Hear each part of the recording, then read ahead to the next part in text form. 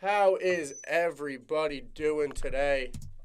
I am Logan. Welcome to the Log Show here on this beautiful Thursday afternoon after a very fun week here. A fun weekend here coming up in sports is what I was about to say. Obviously, a fun week so far. MLB playoffs have been honestly really exciting so far this year. I mean, for the games that are going on in the series, all the series have been close. Outside of the Mets get they move on to the NLCS, but they're able to get it done. Besides that, every other game or every other series has yet to conclude. Not only that, obviously Thursday night football kickoff of week 6 this week, which is very exciting. Not only me here today, I got my friends Frank back there in the corner hiding. I got Ryan right over here for you guys on the YouTube checking in on camera. I do want to start today talking about baseball. I know you guys are big baseball fans. We'll start with the biggest news of the day, I feel like, at least for here in New York, which is the Mets getting it done after coming back to Queens after a Lindor grand slam it was the 6th inning, I believe, when he hit that grand slam. How do you guys feel about this Mets team? I mean, they're on a roll right now for a team that, like, I feel like a lot of people saw the clip. The edit kind of went viral on TikTok of, like, last year when they almost got no hit in the last game, and the announcer was like, "This is rock bottom." And then the Mets, obviously, a very up and down year. A lot of everyone, at least here in New York, heard about it because it was all over the sports. Any sports radio station, ESPN was even talking about it. The Mets were so up and down this year. Had somewhat of high expectations going into the year. Played well early, or didn't play super well early, kind of fell off, and then started going on a run late, and now we're really putting everything together. I mean, how do you guys feel about this team? You guys feel like they could really make a run? Like, I think this is the definition of momentum in sports right now. This team is on such a roll. But the National League, I think we touched on it last week, is so powerful right now in comparison to the American League. I think they have so much to run through. Not that I thought they were going to run through Philly like that in, was it 4 games? Yeah. But I think whoever comes out of the LA versus San Diego matchup tomorrow, that is going to be the toughest matchup they're going to find across the playoffs right now. It's going to be harder than whoever they're going to find in the AL if they make it there. who do you want to see if you're a Mets fan? I don't know if are you guys both Mets fans? More of Yankee. Yeah, I'm more of a Yankee fan as well. But I think if I'm the Mets, I want to. I'd avoid the Padres right now. They just seem like they have all the momentum. Even despite the 8-0 loss yesterday. I wasn't at the stadium. Frank was, but I mean the Mets have all of the momentum in the world, and it feels like the Dodgers are a little bit stagnant right now, despite obviously that great win. It's headed back to LA right now. Either way, it's going to be East Coast West Coast matchup, which is going to be tough for both teams. But I mean, what a story for the Mets from a team that, I keep seeing people on social media talk about, they have the highest payroll in baseball. They're no underdogs, but they've also gone from last in the NL East, fourth in the NL East to the only team in the LCS right now in a league in the playoffs with still the Yankees, Dodgers, and Padres.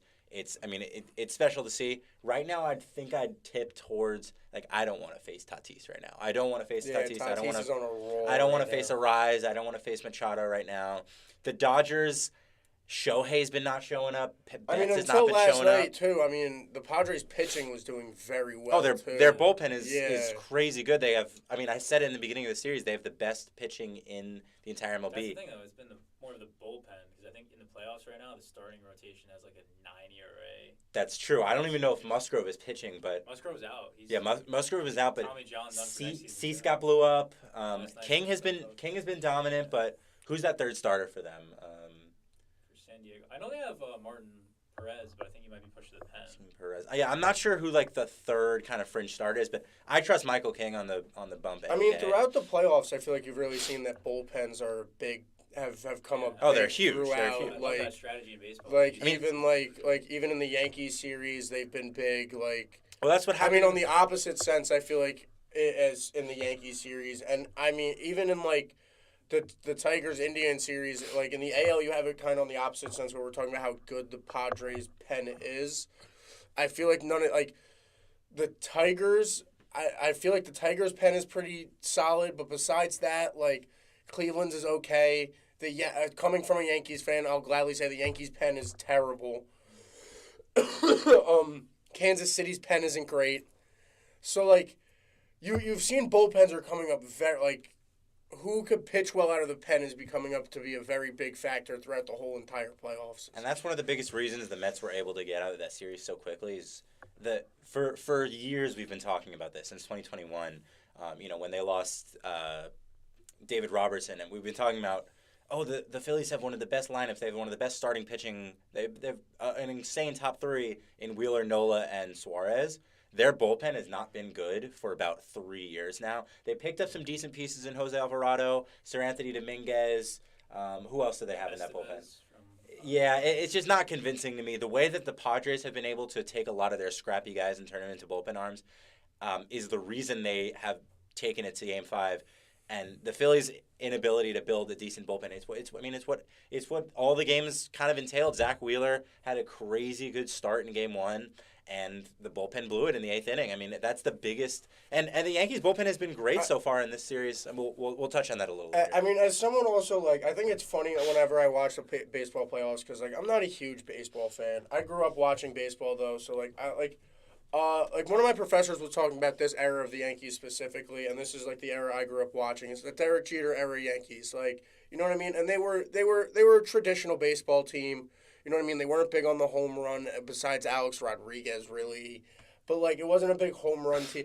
So, like, I feel like it's funny, especially in like, today's era where we get, like, everyone's so infatuated with launch angles and the home run and this and that. And a starting pitcher that could pitch 100 miles per hour. And then you get to the playoffs, and it always goes back to, like, all right, who has the best bullpen? Who could hit those singles? Who can get, like... Who can everything else? Small ball. Yeah. I mean the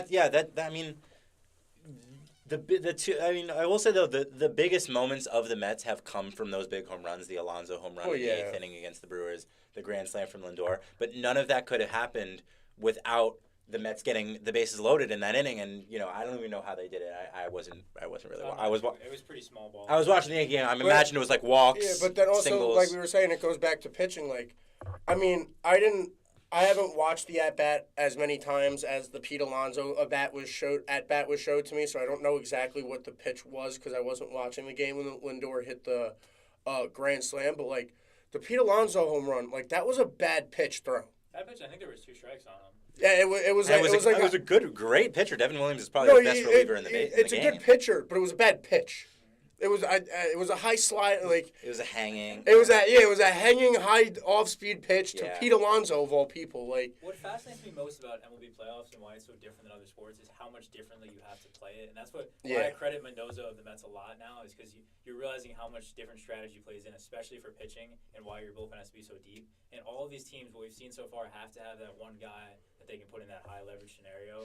Diaz is very much back right now for the Mets. They put him into the 9th. They handled that, and they even had him. I mean, he started off rough. Yeah, he started off rough. He was troublesome, but now that he had him in the 7th inning a couple of games ago, he came in. He took down the top of the Phillies order right when they needed him. For the Phillies, the issue was they thought Matt Strahm was that guy. Mm-hmm. He got pushed in this series. Estevez was coming in. He's a velocity only guy. He doesn't really throw any sliders. He wasn't really succeeding that much against some of the middle of the lineup guys. Jeff Hoffman was not great that season. The Phillies bullpen was exposed in this series. That's where the issues lie, and I don't think the offense was abysmal, though we're looking at a 4-1 score last night. So, I mean, it's hard to credit the Phillies pitching in the series. But this is why, to answer the original question, while the Dodgers are probably the scariest team in the league in general, like not even just looking at the postseason right now, on paper, I do think that LA is not as scary as San Diego in the current momentum shift right now. Despite that Musgrove is out for the entirety of next year and the rest of these playoffs, the Dodgers' starting rotation has been tough, and I've been reading a lot of articles today saying a bullpen game for LA today. Who are they going to start? They're playing Darvish of San Diego. Is Yamamoto not starting? It could easily be Yamamoto, but based on recent performances, I don't know if they're going to start out with an opener and then just turn to the bullpen quickly. How is Yamamoto? Because, like, I don't know. Again, like I didn't really pay attention to a lot of the regular season. So I try to catch up towards the end of the season a lot. And a lot of it just has to do with the Yankees because I am a Yankees fan. And I just remember all the hype going into the season about him. Like, has he lived up to the hype at least like somewhat or like? I think the fact that they're most likely going with a bullpen game today, and Yamamoto's been on I think 4 days of rest shows that he's not. He had a great kind of second half of the season after he had that gruesome injury, but again we go back to this idea of like having that guy that you trust when the ball is in your hands. The Dodgers don't have that. The Dodgers, Michael Kopech maybe. I mean, Daniel Hudson and Trinan have been decent. They've all been good. But when you talk about this Padres roster where you have so many guys, Tanner Scott, Morajón, Suarez has been crazy good. I forgot the other guy that I don't know if they picked him up, but he's been great. They have multiple guys that you can go to. Jason Adam has been ridiculously good. Estrada, they have multiple guys. Even Wandy Peralta's towards the back of the bullpen. They have guys that you can trust in that ninth inning pen. For the Yankees, I think it's kind of Luke Weaver right now. When you look at the American League right now, like we're looking at Weaver as he's going to be that guy, as he's been closing out these leverage situations. But a while ago, we believed that in Holmes. Oh, for sure, yeah. Like 8 appearances, no runs. And then you're looking at the other teams. The Guardians have Clase, who's going to come in and just reap. Although it didn't happen the other day. Yeah, the Tigers got to him. Usually that's the case. And now I know the least about the Tigers, but the Tigers, who's in the bullpen for that? That's all right. That's what's interesting about the Tigers, because like from what I understand, the Tigers bullpen, like the way they've been running their whole bullpen this year is kind of untraditional. Like the only like it's like every 4 games, give the ball to Tariq Skubal, let him eat. And that's what I mean. It seems like they literally said the only traditional starter they have is Skubal. They said it's going to be Skubal and then chaos for the rest of the games. Reese Olson and then against Tanner Bibby, which I mean Bibby's elite. Bibby's insane. Is that who we're going with? I believe that's the matchup tonight, which I'm favoring Bibby in that every time. Let me see. I don't know how long they're each going to go. Yeah, Reese Olson gets the start. I mean, but when you look at this Tigers lineup, though, it's like, what are we, like, Torkelson? The Tigers had fun, but it's over. So, I don't know. I mean, yeah, I definitely trust the pitching of the Guardians. As crazy as it sounds over the Tigers, they have some, like, decent arms in the pen, but, like, they're a little fringe to me. I mean, they're playing in Comerica Park, so I mean anything could happen. What do they have? I forgot that they're up 2-1. So they're up 2-1 with home field advantage, but I mean this is going to be an exciting game. I don't know how well Ramirez has been performing, but I like the Indians lineup with Kwan, Ramirez, Jimenez, even Jackenzie Noel in the top of the lineup. That's going to be a sneaky game to watch today, and then obviously I want to talk a little bit more about the Yankees. So yeah. The hypothetical really quick. So go ahead. Say that Bibby actually comes out and throws a gem tonight. The Guardians take down Detroit. Do we see Skubal come out for Game 5? I think Does that have to happen? I think right now you have the lead as the Tigers. Give Skubal another day of rest and let him eat in Game 5. Yeah. I feel like I've always been like this. I'm like this in every sport that has a series. Like. You have that do or die game. You have to play like it's like even obviously yes, if you win you have another game, but you do have to play it like because if you lose you don't. You have to play it that way. You have to look at it that way. You can't look at it like I have to protect if we win. You have to be like we can't lose. That's true, but I will say you're wrong by the way. Alex Cobb is the starting pitcher tonight. So I'm almost thinking like. Is this a game where both teams are kind of throwing? Not throwing, but like you have Bibby starting for Game 5. You have Skubal starting for Game 5. Is this a sense of like, let's let this game. If this game evens up, at least we have our best pitchers going at it. I mean, to throw Alex Cobb out there is like, I haven't been watching the series too tightly, but it almost feels like this is a game that's definitely going to go to Game 5. I mean, I might bite my tongue when I say that. Well. Still in the American League, obviously, is the New York Yankees. I think I'm pretty happy about last night's result. If you guys can't tell by the way I'm dressed today. But I do want to talk to you guys. I mean, I don't know. It's interesting. They're starting Cole tonight. Which is... Didn't you solicit this reaction from me a couple years ago when Garrett Cole was starting? I was like, he's our number one guy. But now there's definitely that sense of doubt, especially after he didn't have spring training. He had a slow second half of the season. His velocity's been a little bit down. He's still that guy, and I'm going to trust him completely, 100%. But there's a lot of scary, sneaky guys on this Royals. Now, we were talking about this a little bit before we went live, and like I do think one thing to throw out there is, yes, it is very it's almost in a weird way good that Garrett Cole didn't have a good game the first time because he's one of those players where it's hard to see Garrett Cole having back-to-back bad games in the playoffs. Yeah. Like, it's just hard to see that happening. I mean, it's possible, especially with the season he's had. He's had a very up-and-down season. He hasn't been, in my opinion, very consistent this year so far in his starts. And, I mean, like, with the Yankees team, I mean, I don't know. I think it's scary if you go into game. I mean, yeah, you come back to the Bronx, but I think if you let them go into game 5, I think you're a little more scared. Yeah, I saw Stanton say post game that like they want to wrap this up today. They don't. Shout out Stanton for getting a stolen base, by the way. Yeah, I mean, whoever bet the over 0.5 stolen bases is a very rich man right now. But I mean, he's been the only guy, literally the only hitter that's shown up for this Yankees team besides maybe Soto.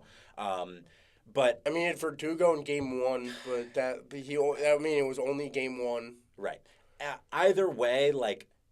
The Yankees' mentality right now is they're throwing their best out. It's the kind of opposite of the Tigers game. Like, they do not – I mean, they'll 100% take a Game 5 in the Bronx, absolutely. But they do not want to let this game go to Game 5, especially with how kind of poor Rodon looked after that first 4 innings where he looked elite. I think the Yankees – I mean, the Royals are giving the Yankees a run for their money. In the beginning of the series, we were like, oh, this should be a sweep. This should be an easy game. I don't even know why the Royals are here. But they have some sneaky guys. Witt has been awful. Yeah. But Pham – Sal Perez, MJ Melendez, even Miguel Garcia, who has not been great, but he has some really good speed.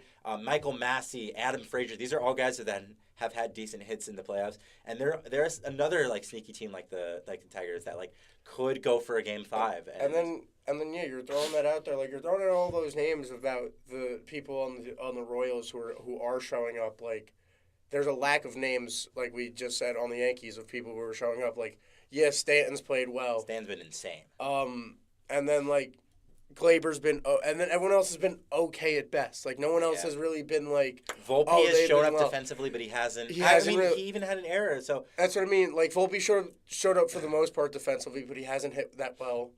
Yeah, I mean, we talk about small ball in the game. Literally, besides the 2 home runs that Stanton and Jazz got towards the end of the game, or I'm not sure.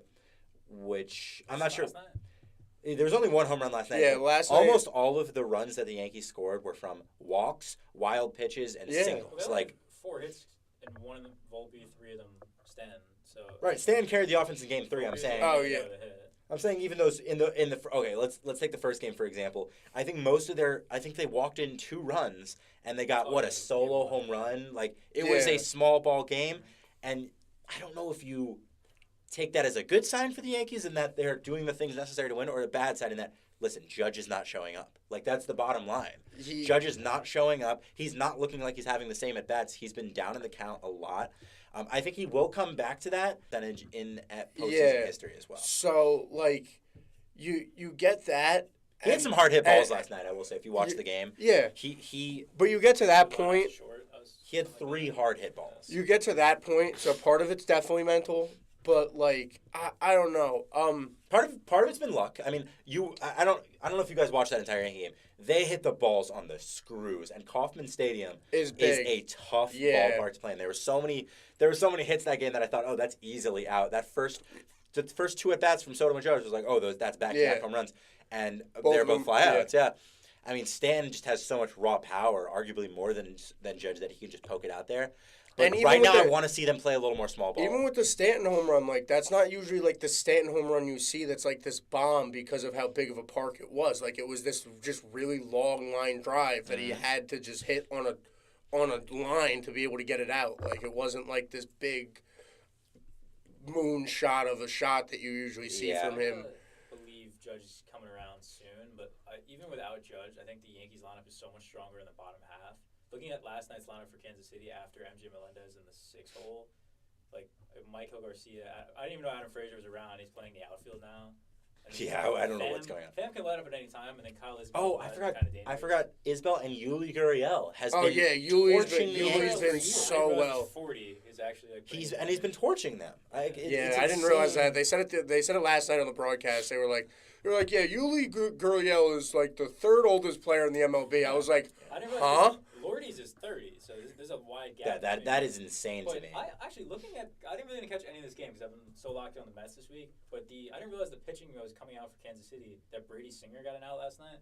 Oh, did he? In the pen? Apparently, yeah. Shout out my fantasy team with Brady Singer. I did not think that Singer was I thought they would hold him for starts, but I guess he's coming out. Well, here's the thing: the top three of Reagan's, Lugo, and Michael Wacha have dominated the Yankees in the.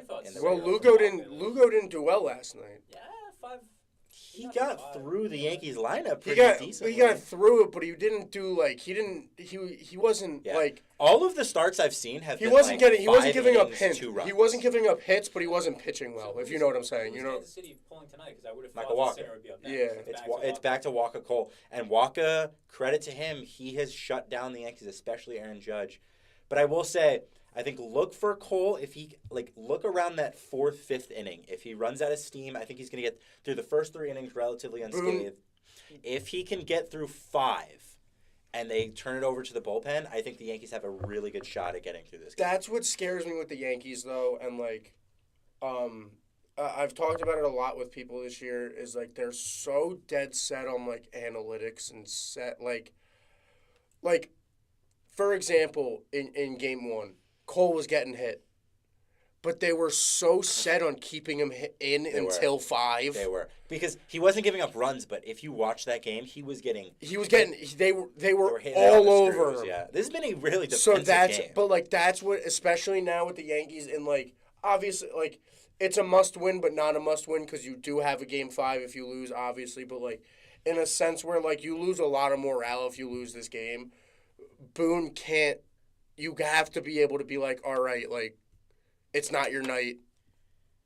It's hard to do with the Yankees bullpen. I understand that, but sometimes you have to do it.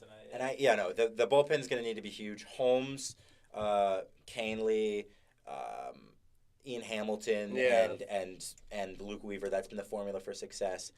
But listen, right now I think the Yankees are looking at it I don't think they want to give the ball to Rodon in no, they don't. They don't. I don't think especially they do. at Yankee Stadium where he's been pretty much torched. I love Rodon, and I think he has been good for the Yankees if you look at his overall stats. But right now the man is Cole and the night is tonight. Judge needs to show up in a big way.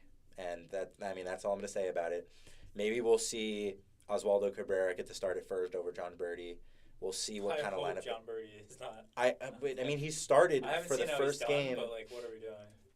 And last thing I'll say about it. We want to move on to NFL in a little bit, but Bob Costas is the worst. He's the worst commentator in baseball right now. Yo, what do you mean that line out, the line drive to center field that was caught? When he said to Ron Darling, "Is that caught?" and Ron Darling is like, "Yeah, I think it's caught." and towards the end of the game, they were like, "And here's a ground ball to second, and that's that." And then he started talking about, well, Giancarlo Stanton is kind of like an old dog. He doesn't really run very well. He can't play the field. Destroy Stanton. What are we doing? He was the best hitter in that entire game. I just don't understand. And all the George Brett interviews. Yeah, I was about to say, what about the riveting George Brett interview? That was an inning and a half long. I don't care about George Brett right now, especially during an ALDS game. No, get out of here. Didn't the report also come out that he was apparently about to fall asleep during game 1? Who reported that, Ron Darling? I don't know. Ron Darling has been awesome. Ron Darling is a great commentator, but I saw something that was Bob Costas was falling asleep at the end of game 1. He's a great commentator in the 1980s. I could totally see him commentating a great game in the 80s, but the game has surpassed. It's kind of and I hate to say this about this guy because I love him too. He's great. He used to be great. But a dude we're gonna hear tonight, it's almost like I'm starting to feel that way about Al Michaels too, where it's I don't know. I'm kind of getting tired of Al Michaels. Al Michaels is kind of getting a lot for me. Personally, I think they need to bring back Joe Buck. Joe Buck has so many iconic. I hate that. You hate Joe Buck? Joe Buck. Or Matt Vasgersian. All right. He's been. I love Matt. I do. I love Matt Vasgersian. And what do they stick him in the Tigers game? And I will say, the thing is I like Joe Buck for baseball, I don't like Joe Buck calling Yankee games just because Joe Buck has a vendetta against all New York sports teams. You see it when he's calling Giants games. You see it when he's calling Yankee. He just hates New York. I do like Joe Buck, though. I'd love to see. I like Joe Michael Buck a Kay. lot more for baseball than I do for football. I hate him for football. Oh, he's not a good football. I hate him for football. Does Spiro Deeds do any MLB, or is he strictly football? I love that Spiro guy. Deeds. Yo, let's get Kevin Harlan to do a baseball game. Kevin Harlan in baseball would be Let's get electric. Kevin Harlan to do a baseball game. Brian He's Anderson, too. Like, Oh, absolutely. Gus Johnson. John Shambi too. Like we I have can so open many. up this. We have so many better options than freaking Bob. Let's get Costas. Gus Johnson on the World Series. Just Gus Johnson would be insane. All right, I do want to move on to football. First thing I want to talk about the NFL, and I mean, Ryan, you've been on this show. You've been on this show 3 times now, and you've been a Saints hater the whole time, through and through. Here we go. But the Saints do make a big move this week with Derek Carr being week to week with an oblique injury after the loss to Kansas City last week, where, I mean, I want to ask your guys' opinion on this. Obviously, the Saints' offense has fallen off from what it was. I think everyone could agree on that. Even without the Derek Carr injury, Derek Carr had fallen back to what he was being. People kind of figured out the explosiveness a little bit. It wasn't as great as it was. But I think the Saints' defense really made a name for themselves in a primetime spot on Monday night. I mean, they were already going into the game the number 1 red zone defense. They only give up 2 touchdowns. They just happen to also give up 4 field goals in that game. They you know happen what I to be mean? playing against the Chiefs. That's what I'm saying. So I think the Saints defense very much impressed, and I think that's going to be a big thing going into this week against Tampa Bay with now them making a big move with the rookie coming in, Spencer Rattler, 5th-round pick out of South Carolina, who had a very interesting college career. I don't know how much you guys pay attention to college football, but let me see if I have my story straight. He was the backup to. It wasn't Caleb Williams. It was a big. Who was he the backup to? What Hurts. college did he? He was the backup to Hurts. So it was he started in Oklahoma. Hurts takes his starting job, and then he sits a year, and then transferred to South Carolina. And he did incredible. He did pretty Right? well at South Carolina. 2 years there. Obviously, Hurts goes on to do what he does at Oklahoma. That ended up being a very good decision for them, I feel like. What was so special? I remember seeing clips of it. Was this his arm talent? Or So where a lot of people have heard the name before is, if you remember this series, he was on I think it was the first ever season 2 of the Netflix show QB1 of the high school quarterbacks. So he was on that, and he was like a 5-star quarterback. He was like the star QB1. What was special? Like, there was some. Was it his arm? It was his arm. Yeah. And he was supposed to be like the next guy. Goes to Oklahoma. You know what I remember him from? He had such a poor game at Oklahoma that they said start one of the backups, or maybe it was the other way around. Yeah. He performed very poorly at Oklahoma, and maybe Hurts was the backup to him, and they were like, put Hurts in or something. Yeah, no, it's exactly what it was. And then he transferred, and then everybody kind of turned to, maybe this guy can make a name for himself in the NFL. I remember this. That's exactly what it was. It was him and Hurts transferred there the same season. He won the starting job, and then did terrible in week 4 or something. Are you sure it was? Okay, all right. Are you sure it wasn't Caleb Williams? No, I'm 90% sure. I thought Williams was the backup to Rattler, but maybe I was wrong. Because he's only a second-year guy, Rattler is? Rattler in He's the a second-year NFL? guy, yeah. This is his rookie year. Oh, this just is got rookie year. drafted. So then maybe he it was was just drafted in the 5th round. So then maybe it could have been Caleb. Caleb Williams. Hold on. Okay, you guys can keep talking. I'm gonna yeah, try but to this. so 5th round pick. So at South Carolina last year, did pretty good. He 3,000 yards, 19 touchdowns, 8 interceptions, had 104 yards on the ground. They made a bowl game win, if I do remember correctly. They also had a big top 5 win. I can't remember who they upset last year, but they had a big win against an SEC opponent. Maybe it was Tennessee that they beat at home. I'm trying to look at them right now. They beat someone big at home last year too. That just clicked in my head. So he's played in big games. Was talked about a lot. Coming from a Saints fan, a lot on the Saints website. A lot of the Saints beat writers. a lot of the Saints personnel, QB coaches, a lot like going into preseason and stuff like that. Really felt like that this kid was a steal going in like after out of the draft. They felt like he was one of the best. They felt like he was really a top quarterback in the draft that they stole. Like after seeing him play, so I mean I'm excited. I think it's really interesting to see. I mean, Carr's week to week. He did okay in the preseason. You know, didn't play that much. Went 20 for 38 in the preseason. So it's not terrible. And again, it's the Saints. I feel like if it's a situation like why I'm confident as a Saints fan, and I don't know, maybe you guys could bring me down because I'm obviously a little biased here. But it reminds me a lot of the Tony Romo, Dak Prescott situation where the Saints have an okay O-line.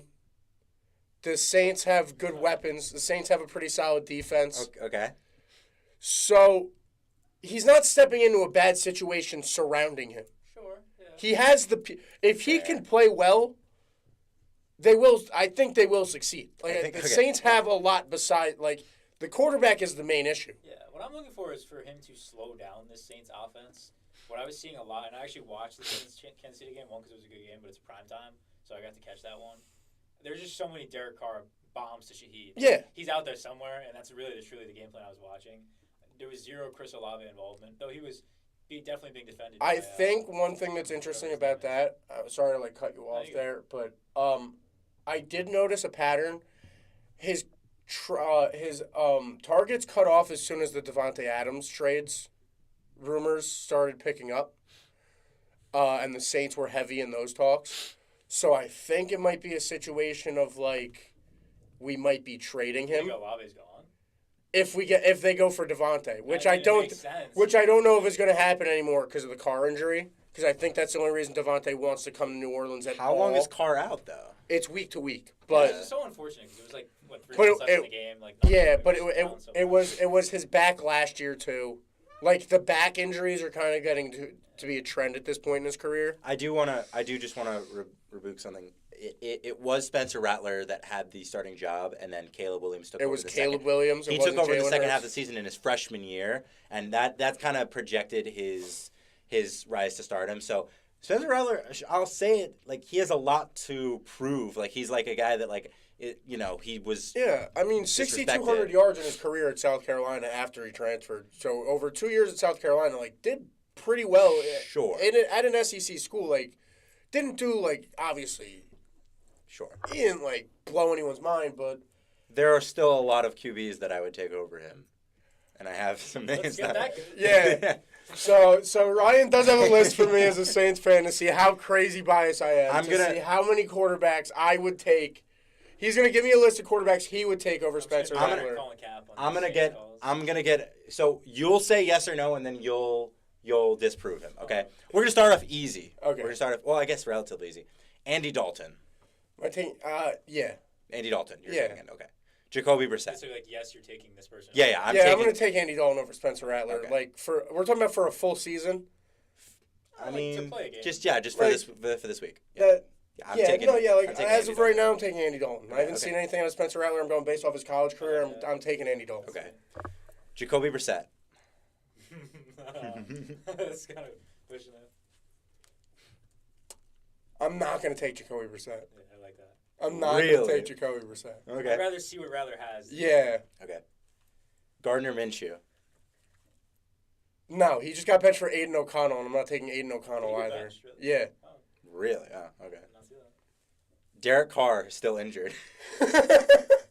Derek Carr. No. Half his body. Yeah. No? Frank? I think I'd take Rattler over that. Okay.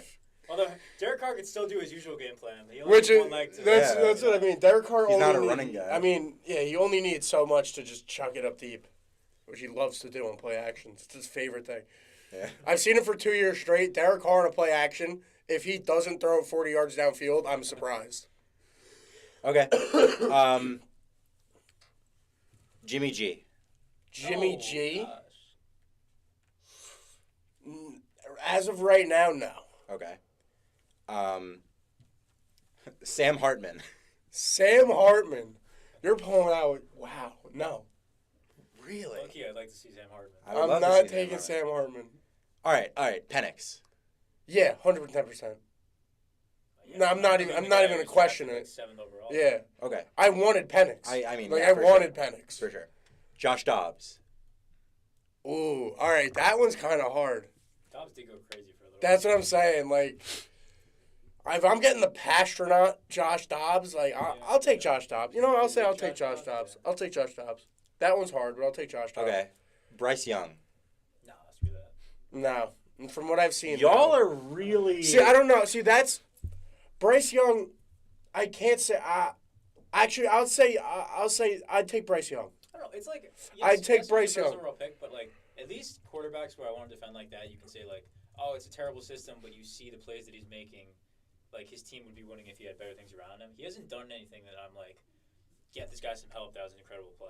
Really? I feel like he's. Not that I'm watching Panthers games. He's shown flashes of being okay. In the NFL, I haven't seen The only reason I'm saying I'd take Bryce Young is because at least Bryce Young has terrible NFL film. At least I could say that I could. I'm going to take Bryce Young off of the college film. You know what I mean? Like Really?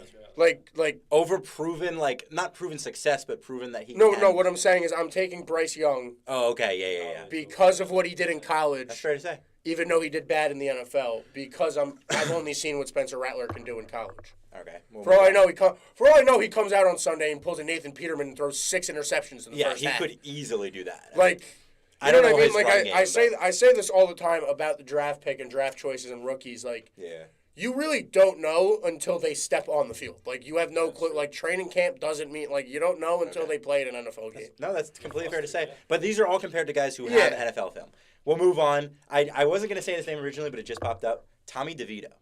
No, not I'm taking. starting Tommy DeVito. I don't over think I'm playing Spencer Tommy Rattler. DeVito. Okay.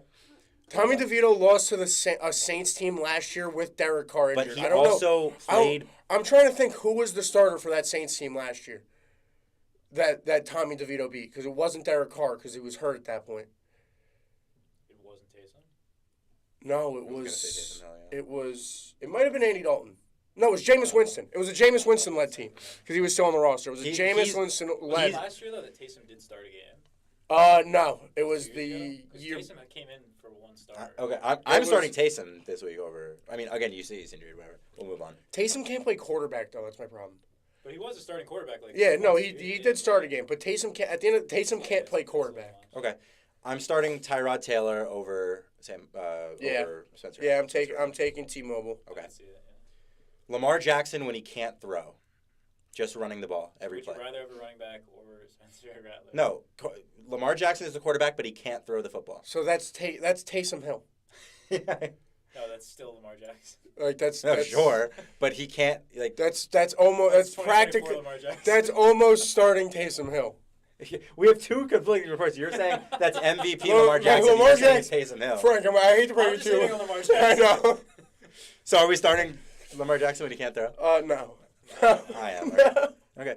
Stetson Bennett. No. Yes. Third string quarterback for LA right now. We're going off of a guy The that has third- no NFL The film. 28-year-old rookie. Yes. The 74-year-old Marcus Mariota. Ooh, I like that. All right, that Actually, one's give me tough. Mariota, yeah. That one's tough. Give me Mariota. Yeah. Mariota's won games. I'm starting Teddy Bridgewater. Yeah. Teddy Bridgewater has a special place in my heart. I'll take Teddy Bridgewater over Yeah. Okay. Nick Foles. Modern, like current day, Current right Nick Foles, now. Yeah. No, I can Look, grab it. no. I think he could put together easily a better game than You me. hate I gotta Spencer grab Rattler. this. I don't hate Spencer Rattler. I just don't have any trust in him. Trey Lance. Trey Lance. That's the best one on the list. Booty bumps. Save the best for last. I'm going to take Trey Lance. There's potential there. Are you starting Levis over Rattler? Bro, Levis got replaced by Mason Rudolph. But Spencer Rattler only exists because what a bottom See, 10 see, quarterback oh, is out. see. As much as we've been using the fact that Spencer Rattler doesn't have film for him against him, I think that might work for him in the argument against Will Levis. Because I think of Will Levis and all I think of are those 3 plays. Like, you know what? Like, it's like all I think of is a diving shovel pass. Yeah, he has. I mean, in terms of personality, I'm taking Will Levis, but I mean, if we're going by that sense, No, we're like, not. I'm taking Carson Wentz, too, because Carson Wentz had the best heart out of any quarterback I've ever He's seen. got a lot of heart in the Okay. KC right now. I want to keep going though. Current day Tom Brady. Yeah. I'll You're take, starting Brady, yeah. You Brady could probably come in. Yeah, Brady I'm could gonna probably start come in Brady, and yeah. sling it. Yeah. Easton Stick. I don't think I have any other names. That was a fun segment. I don't know if I believe I don't know if I'd start like Jimmy G or actually or Stenson Bennett, but I honestly like all of these names that I threw out. But we'll see. No, I might bite my it's tongue. interesting. I might bite my tongue. Hopefully Derek Carr never comes back in is the hope. Like, no offense to Derek Carr. Yeah. No offense to Derek Carr. He's old, and He retires right now. like as a Saints fan, I've been looking for a young quarterback to come in since Drew Brees retired. We got Derek Carr. I looked to see if it was going to work. It didn't work for 2 years. I'm looking for a young quarterback again. So this is just no offense to Derek Carr, but I would like the Spencer Rattler thing to work out because that means we got a franchise quarterback for a 5th-round pick, and I'd love that. He's just not a. Are you he's taking not that Seattle guy. back of Sam Howell right now over Spencer Rattler? Or yeah. That one's tough. I'm taking Sam Howell That's by. because they're like even in my head to me. They're not, dude. Sam Howell is a. Sam Howell has the running ability. He's arguably even a better passer than Rattler. I mean, we haven't Would seen you take Rattler play. Sam Howell and Spencer Rattler over Taylor Heineke? No, I'm taking Heineke. I'll take You're Heineke. saying over them both. as a Pulling out duo. random Them Washington as a TV duo shows. over. No, like, would you take either of them over Heineke? What about Malik Willis? Well, we're opening a new door right now. I mean, Malik Willis has shined a lot, so I'll take Exactly. Malik Willis Alright. over all of them. So the next little thing I want to do with you guys before we do a pick 'em and before we end the show, because my laptop is actually running out of battery, so we're gonna rush this a little bit. So I'm gonna skip a couple of the teams here that I think we all agree. But this is my little sink or swim type segment. I was going to name it Flukes and Nukes, but then I said to Ryan, I was like, wait, those are both negative things. Yeah. So, Pukes or. John Birdie at first base tonight for the Yankees. John Birdie has been John announced Birdie. as a starting pitcher for.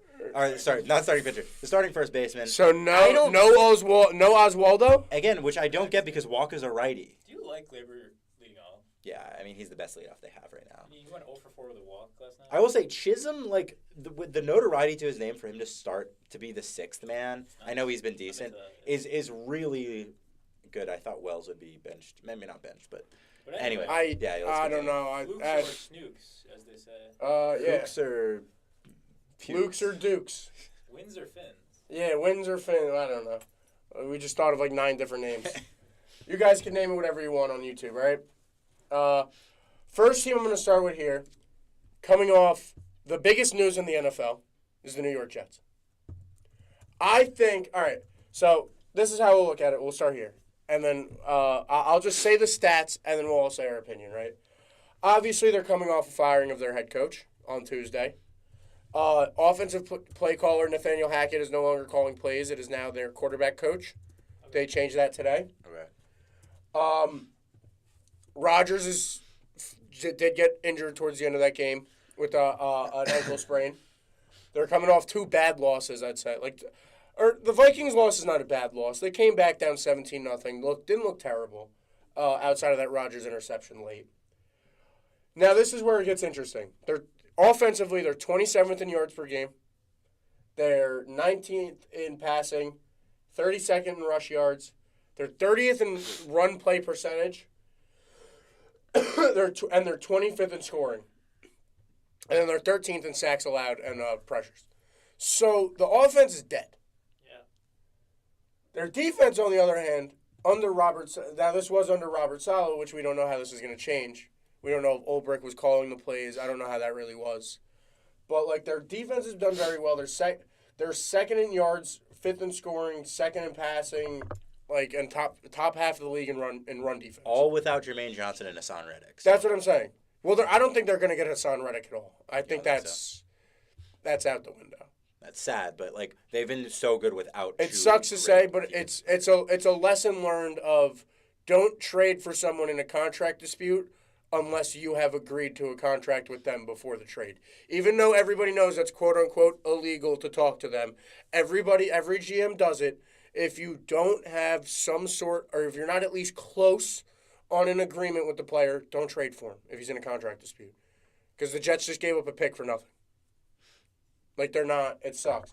But, I don't know. I think it's interesting. Going into a game this week, Monday night against Buffalo. Buffalo coming off a very ugly loss.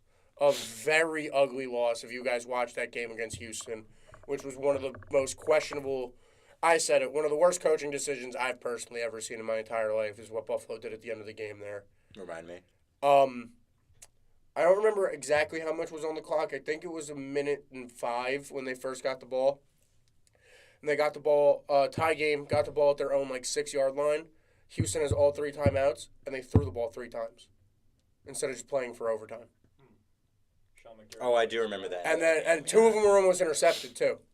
Yeah, I remember that. It was really interesting. But, yeah, so they're playing Buffalo this week. Their next 4 are Buffalo, at Pittsburgh, at New England, versus Houston, and then you get into the trade deadline. So that's really, the make-or-break time for this team. Personally, this team's on my sink list. I don't. Yeah, I'm gonna sink them. But I mean, 2 of those matchups, I can see them taking out Pittsburgh, and the Patriots are easy money right now. Honestly, If they lose in New England, they're that's a problem. Out of all 4 of those games, that's the one that's. I am fading them against the Bills just because And Houston before the trade deadline. Sure, too. they just lost Salah. I think whatever. It might take a second for them to figure it out. I think overall it's way too early for them. I think, like what you said, that Rodgers got injured, air quotes. I feel like he's going to play the entire season, semi-injured. You know what I'm saying? He's going to run, he's going to have, an eternal limp, I feel like. Because he's just so old, and he can throw the football without feeling 100%, I think. And they have, I've said it a billion times, they have so many offensive weapons. I love their wide receiver room with Wilson, Lazard, and Mike Williams. But I just Conklin questionable. He didn't play last week, did he? Conklin? He didn't play last week, did he? Did he? No, he did play. Yeah, he did play. I'm pretty sure he did play. He's questionable. I would pick him up. I think he's big for that offense. I think it's he's proven huge, that you didn't see it last year because Aaron Rodgers wasn't in that offense, but year after year, I think Aaron Rodgers' tight ends are always a big pick. Oh, absolutely. He's a guy that can consistently get you 7 or 8 yards down the middle of the field. He's a great catching option, but I haven't paid too much attention to Garrett Wilson. Even in Green Bay, I loved all those tight ends in Green Bay growing up because they were never studs, but it was always like Jermichael Finley. Graham guys. I mean, Graham was nice. Well, yeah, but no, when he got to the Packers, he wasn't. Mercedes Lewis was there. He made that big catch in the playoffs for them. I think overall, I'm not going to say them yet. I think they're too talented not to. Right now, I mean, this week, if we're just looking at this one right now, I think Buffalo comes in kind of. It might be a decent game, but Buffalo's won 6 of the last 8 since 2019, and both games that they lost, Allen was sacked 5 times and threw 2+ picks. So I feel like the Jets defense really has to hound him in the backfield and close that pocket quickly because Allen's making some decent decisions as of lately. And I think Shakir is coming back. I feel like my big reason why I'm sinking them. I don't know if Shakir's coming back. That's a good point. And we even saw Keon Coleman kind of have sort of a breakout game. He caught a couple, and I've said it week 1, I think he can be one of the best rookie wide receivers. If they can start figuring out who they're going to throw the ball to, that the Dalton Schultz and who's their other tight end? Kincaid. Yeah, Dalton Kincaid and Dawson Knox. That their tight ends haven't been great. And I think right now Josh Allen is missing. Oh my God, he's missing Stephon Diggs. But if Keon Coleman can figure some stuff out and that tight end room can step it up, they're gonna go back to being that perimeter, that elite offense in the NFL. I will say I had the most incorrect prediction of Buffalo this year. I thought that this was gonna be such a tight end heavy offense. That, so did I. Swept up Kincaid in all my fantasy leagues because I was like, he's going to look through. Your fantasy team is awful, by the way. I have a couple. I thought this was going to be running through these white tight ends, just going back to them. And then I was like,